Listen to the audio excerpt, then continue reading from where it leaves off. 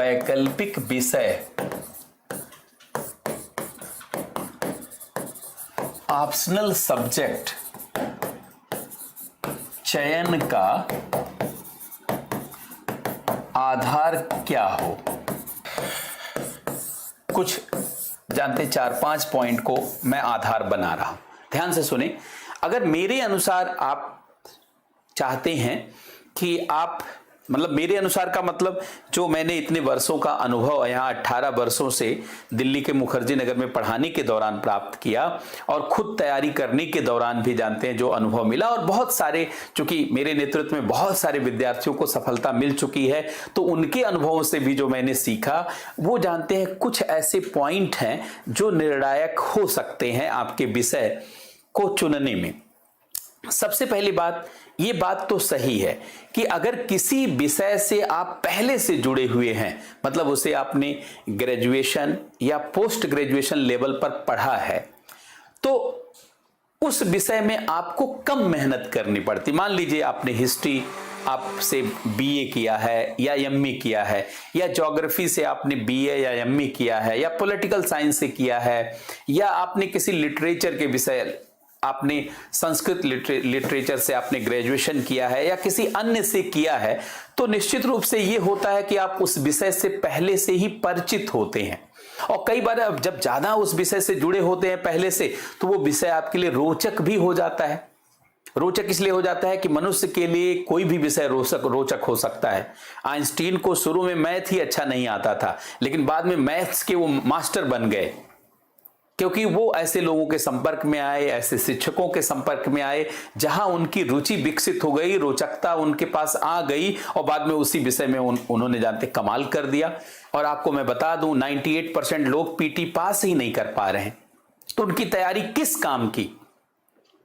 और पीटी भी जानते हैं आज के कंपटीशन के दौर में जब एक एक नंबर मतलब एक एक क्वेश्चन सफलता असफलता को तय कर रहा है, तब आप ऑप्शनल पढ़ते रहेंगे दूसरा और पीटी में है दूसरा, तो सफल होने के चांसेस निश्चित रूप से कम हो जाते हैं।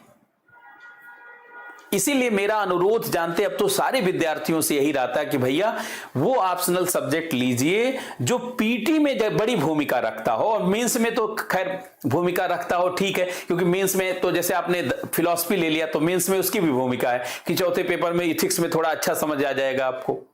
सोशियोलॉजी ले लिया तो थोड़ा जानते हैं सामाजिक मुद्दे भी जान जाएंगे आप, लेकिन जब मेंस देंगे तब न जान जाएंगे। जब मेंस देने का अवसर मिलेगा तब तो, और 98% स्टूडेंट तो मेंस देने का अवसर ही नहीं प्राप्त कर पा रहे हैं। तो मुझे लगता है कि अब विषय निर्धारित करने का सबसे बड़ा आधार क्या होना चाहिए कि ऐसा विषय जो जीएस में मददगार हो और खासकर पीटी में ज्यादा मददगार हो, ताकि उसकी पढ़ाई से जानते हैं पीटी और मजबूत हो जाए, अकाट्य हो जाए।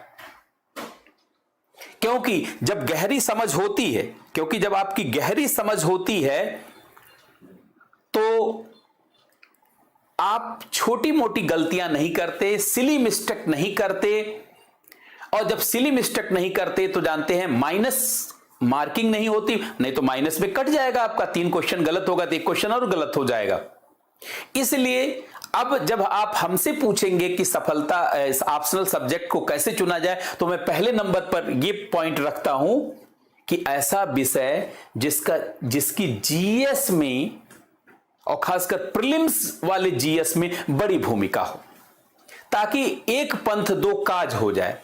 दूसरा, जो विषय आपको रोचक हो, तो निश्चित रूप से जानते हैं कुछ ऐसे विषय हैं जिनका जीएस में भूमिका वो तो रोचक होना ही पड़ेगा आपको।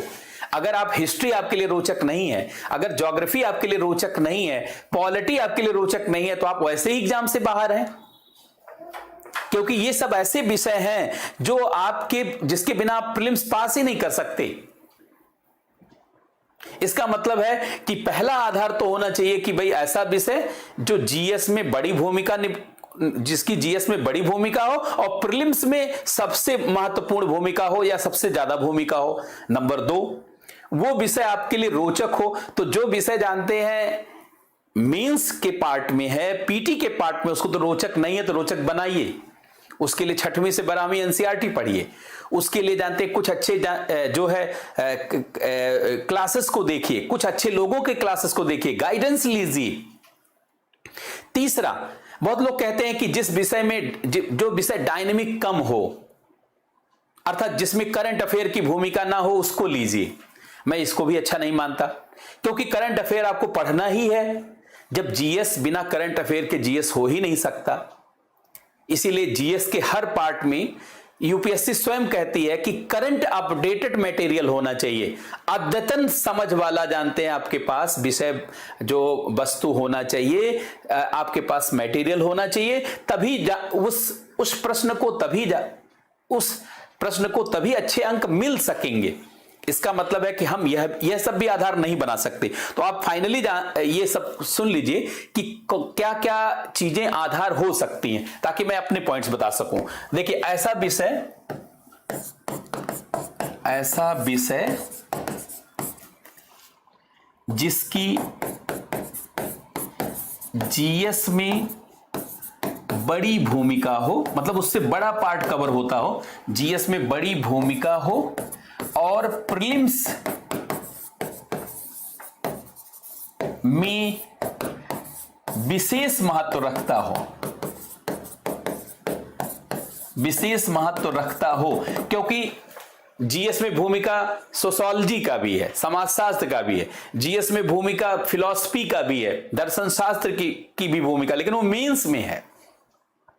हम किसी विषय को यहां टारगेट करके कुछ नहीं बोल रहे, विद्यार्थियों के हित में बात की जा रही है, क्योंकि 98% लोग तो पीटी एग्जाम ही नहीं पास कर पाते।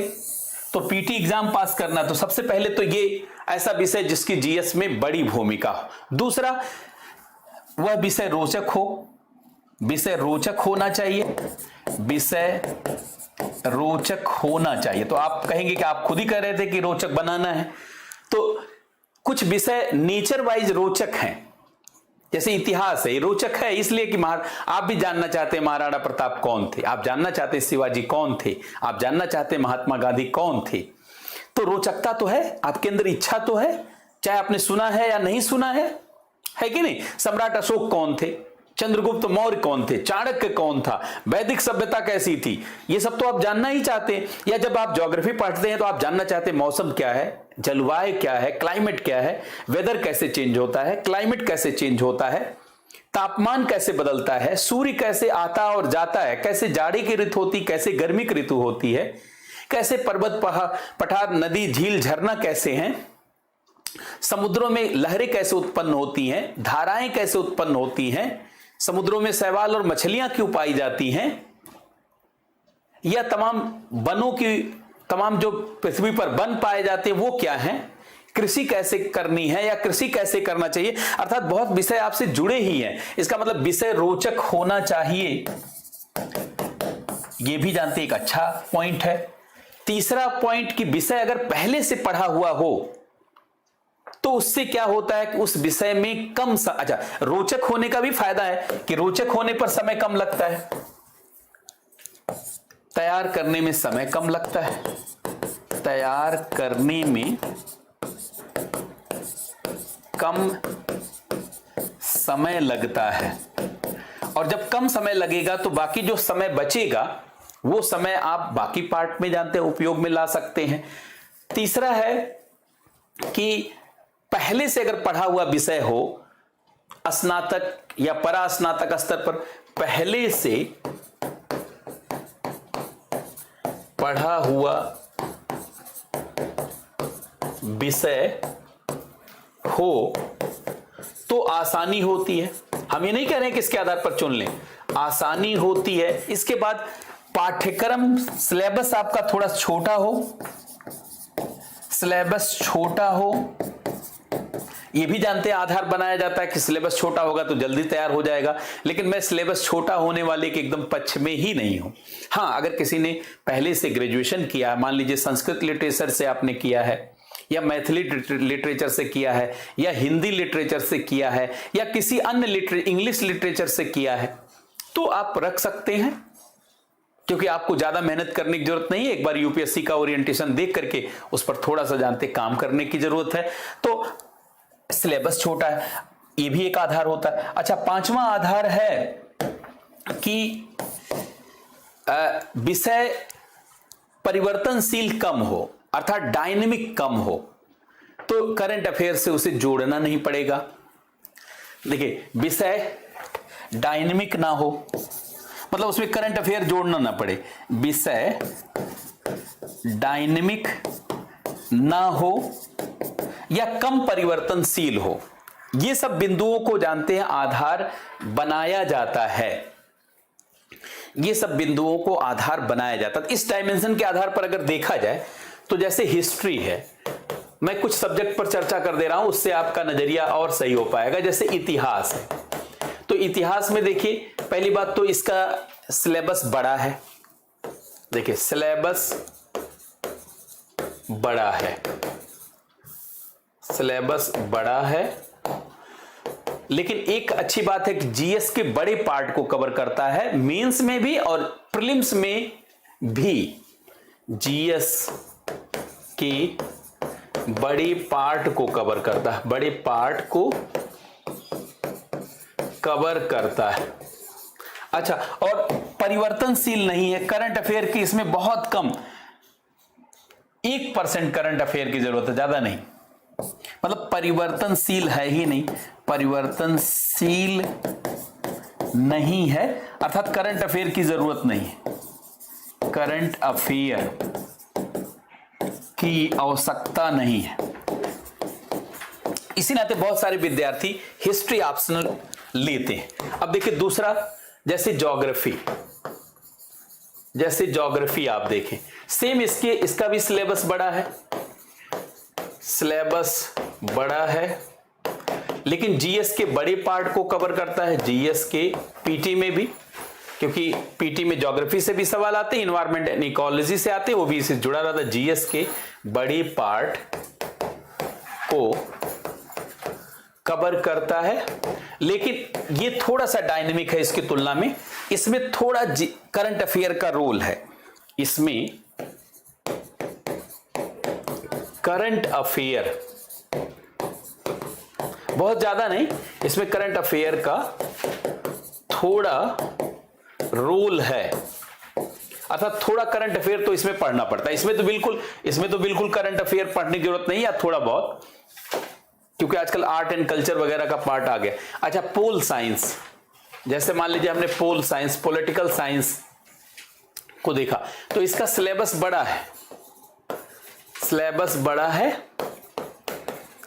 जीएस के बड़े पार्ट को कवर करता है, जीएस के बड़े, पीटी में मेंस में भी जीएस के बड़े पार्ट को कवर करता है, लेकिन इसमें करंट अफेयर की बहुत ज्यादा जरूरत है। करंट अफेयर की अधिक जरूरत है। तो आप देखिए, ये 3 सब्जेक्ट मैंने आपको दिखा दिया। अब देखिए, जैसा कि मैंने पहला पॉइंट बनाया कि सब्जेक्ट वो होना चाहिए जिसकी जीएस में बड़ी भूमिका हो, और खासकर प्रीलिम्स में बहुत ज्यादा भूमिका हो, क्योंकि लोग पीटी ही नहीं पास कर पा रहे हैं 98% लोग।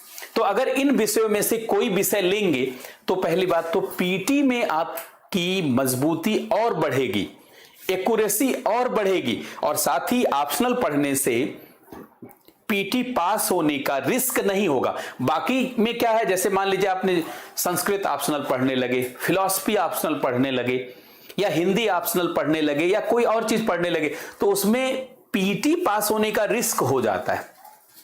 खासकर उनके लिए जो पहले से जिनका बैकग्राउंड नहीं रहा है, ये सब विषय, जिनका बैकग्राउंड ये सब विषय नहीं रहा, उनके लिए रिस्क। जिनका बीए में, एमए में रहा है संस्कृत, या मान लीजिए हिंदी, या उनका जो है मैथिली रहा है, तो वो तो बहुत इजीली जानते हैं, पढ़ ले जाएंगे, उनको उतना रिस्क नहीं रहेगा। लेकिन नए विद्यार्थियों के लिए तो बहुत रिस्क हो जाता है, अर्थात उनके लिए एक बड़ी, जानते हैं, समस्या यहां से आ जाती है।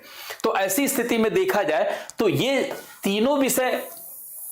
तीनों विषय जो है बहुत अच्छे हैं, खासकर जो अब नई तैयारी कर रहे हैं जो लोग, और जो अब यूपीएससी में सफल होना चाहते हैं।